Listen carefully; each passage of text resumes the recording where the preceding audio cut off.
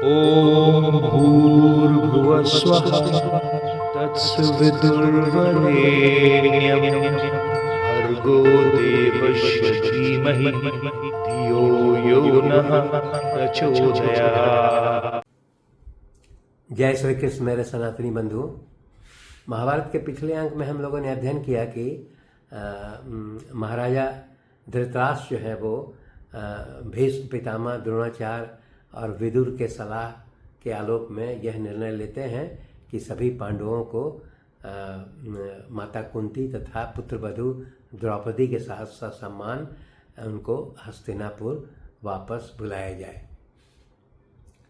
महाभारत के इस अंक में हम लोग सभी पांडवों के हस्तिनापुर आगमन के संबंध में अध्ययन करेंगे।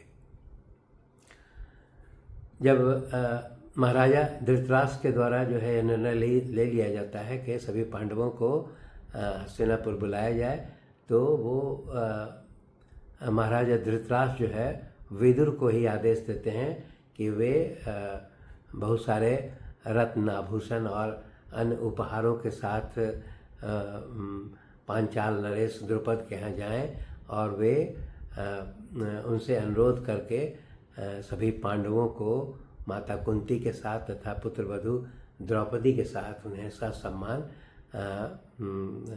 हस्तिनापुर वापस लौटा के ले आए। इस आदेश के आलोक में विदुर जो है वो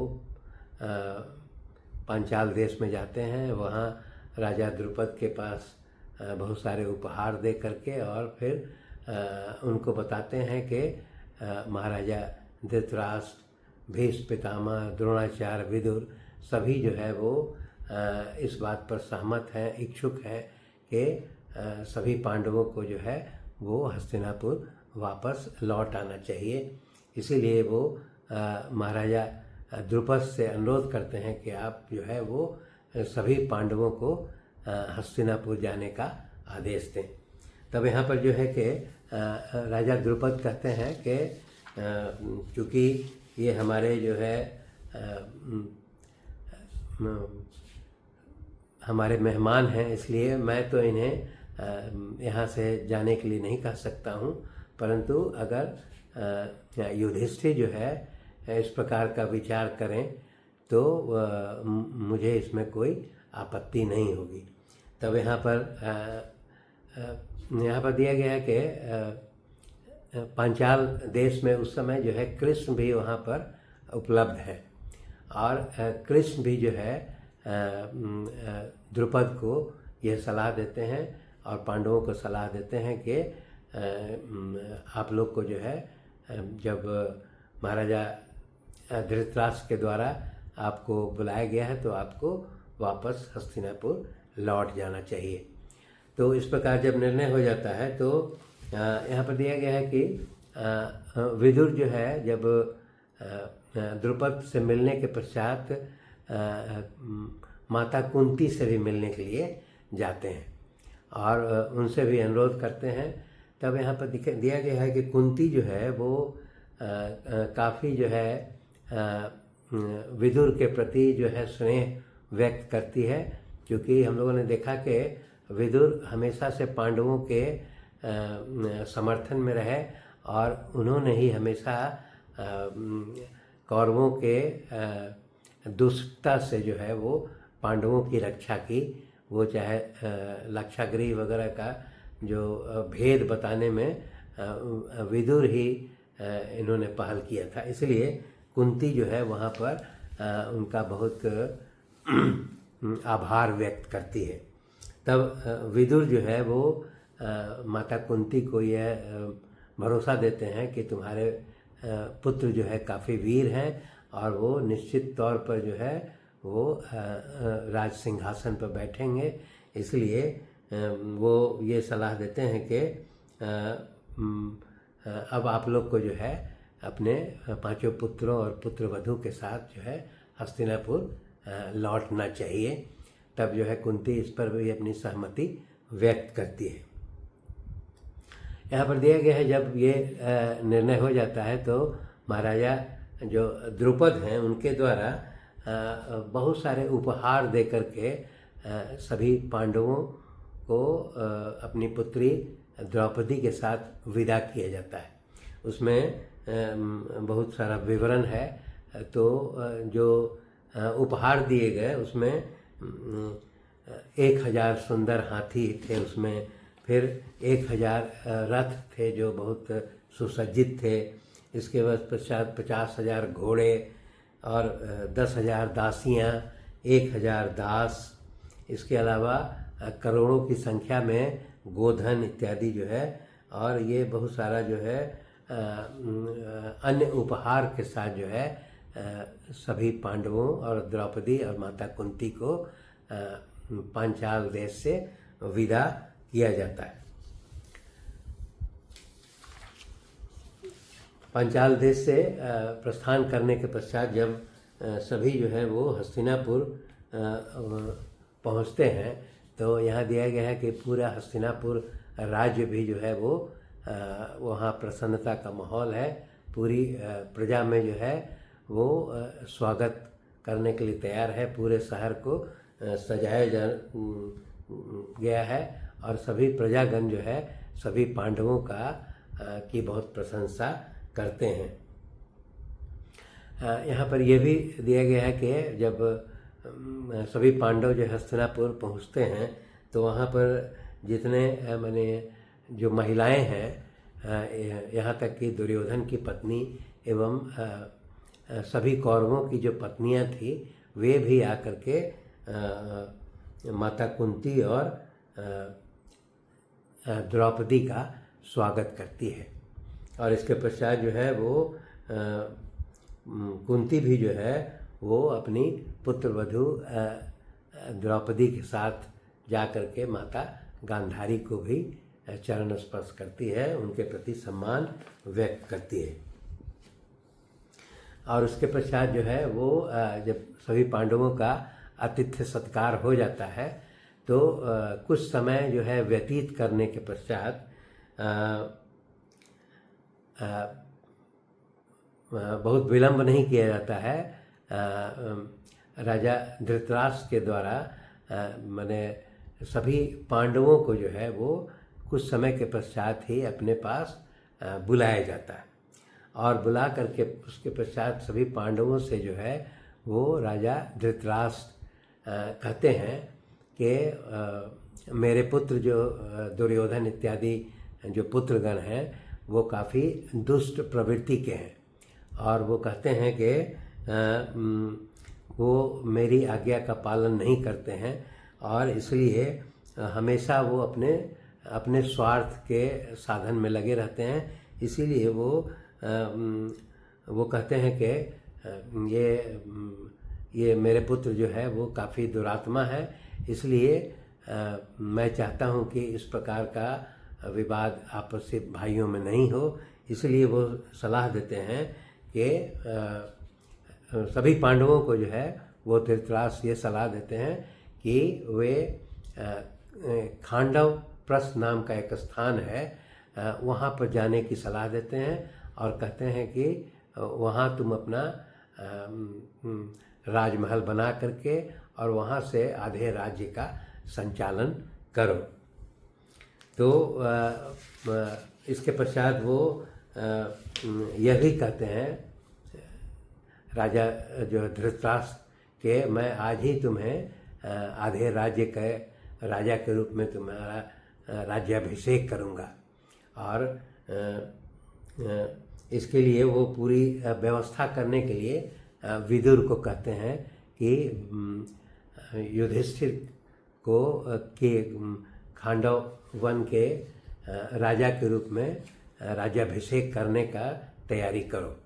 तो उसके आलोक में यहाँ पर दिया जाता है कृष्ण जो है साथ में वहाँ उपलब्ध है, वो भी इस बात का समर्थन करते हैं कि ये बहुत अच्छा निर्णय है कि आप जो है युधिष्ठिर को आधा राज्य दे करके और युधिष्ठिर को राजा के रूप में राज्याभिषेक अविलंब कर दें। और फिर जो है हम लोग जो है वो खांडव वन में जा करके और वहाँ पर राजमहल बना करके वहीं से राज्य संचालन करेंगे। इसके पश्चात जो है वो यहाँ पर दिया गया है कि महर्षि वेद व्यास, कृपाचार्य, द्रोणाचार्य, भीष्म पितामह, धौम्य ऋषि, श्री कृष्ण, बाहलिक, सोमदत्त और उसके पश्चात चारों वेदों के विद्वान, बहुत सारे महर्षि गणों के उपस्थिति में जो है वो युधिष्ठिर को राजा के रूप में राज्याभिषेक कर दिया जाता है। और उसके पश्चात धृतराष्ट्र जो है वो सभी पांडवों को सलाह देते हैं कि तुम लोग आज ही जो है खांडव वन की ओर प्रस्थान कर जाओ और वहीं निवास करो। यहाँ पर ये वो बताते हैं कि खांडव प्रस्थ वह स्थान है जहाँ पर हम लोग के पूर्वज, मतलब युधिष्ठिर के पूर्वज और सभी कौरव पांडवों के पूर्वज जो हैं उसमें पुरुरवा हैं, आयुष हैं, नहुस हैं, ययाति जो हैं, ये सारे लोग जो है पहले खांडव प्रस्थ में ही निवास करते थे। ऐसा जो है वो धृतराष्ट्र जो है पांडवों को बताते हैं। और वो बताते हैं कि परंतु बाद में जो है कुछ मुनिगणों में इस तरह का विवाद होने के पश्चात जो है इस खांडव प्रस्थ को नष्ट कर दिया गया था। इसीलिए आज के समय में ये घने जंगल के रूप में है। और वो पांडवों को ये सलाह देते हैं कि वो खांडव प्रस्थ में जा कर के और फिर से इस नगर का निर्माण करें और वहीं से अपने राज्य का संचालन करें। तो इस प्रकार जब युधिष्ठिर का राज्याभिषेक हो जाता है तो सभी पांचों पांडवगण जो है वो भगवान कृष्ण के साथ और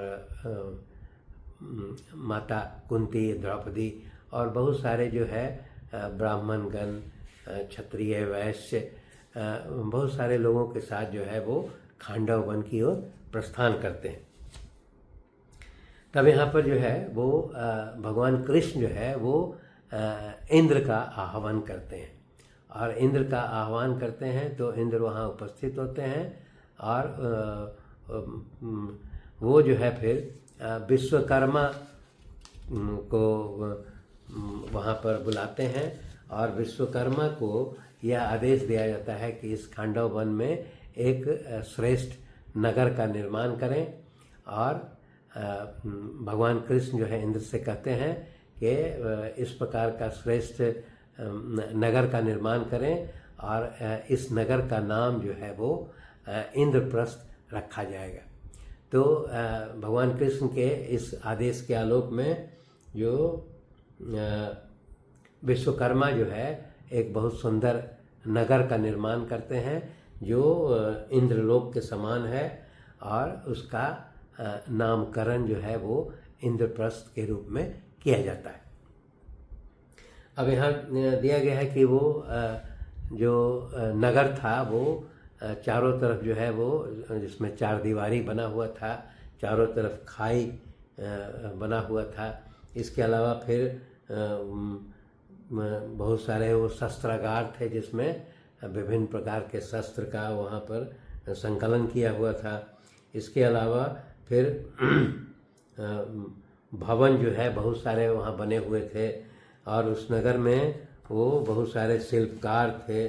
और उसके बाद वहाँ बहुत सारे उद्यान वगैरह का निर्माण किया गया था जिसमें विभिन्न प्रकार के वृक्ष जो है लगे हुए थे। इसी के अलावा फिर वो बहुत सारा बावलियाँ, उत्तम जल से भरे हुए तालाब और बावलियाँ बनाई गई थी जिसमें कि सरोवर बनाए गए थे जिसमें विभिन्न प्रकार के हंस जो है और बहुत सारे जो पक्षी उसमें निवास करते थे। तो इस प्रकार जो है वो एक सुंदर नगर का निर्माण कर दिया जाता है। और इस नगर के बारे में ये दिया गया है कि धीरे धीरे जो है वहाँ सभी चारों वर्ण के लोग, मतलब ब्राह्मण, क्षत्रिय, वैश्य, शूद्र, जो वहाँ निवास करने लगते हैं। और उसके पश्चात जो है जब ये पूरी तरह से नगर का निर्माण हो जाता है तब जो है यहाँ पर दिया गया है कि सभी पांडवों के द्वारा मंगल कृत्य करा करके और महर्षि वेद व्यास अर्थात कृष्ण द्वैपायन के नेतृत्व में जो है सभी पांडव जो है इस नगर में प्रवेश करते हैं और उसके पश्चात ये सभी पांडव जो है वो इंद्रप्रस्थ के निवासी हो जाते हैं। और इसके पश्चात फिर जब यहाँ पर निवास करने लगते हैं तब कृष्ण जो है जब पूरी तरह से पांडव इस नगर में व्यवस्थित रूप से रहने लगते हैं तब सभी पांडव जो है वो कृष्ण का भी आभार व्यक्त करते हैं कि आप जो है आप ही के सहयोग से हम लोग को यह राज्य प्राप्त हुआ है। इसलिए वे सभी पांडवगण कृष्ण का आभार व्यक्त करते हैं। और इसके पश्चात कृष्ण जो है फिर जो है वो कुंती के पास, माता कुंती के पास आकर के और वो कहते हैं कि अब जो है मैं वापस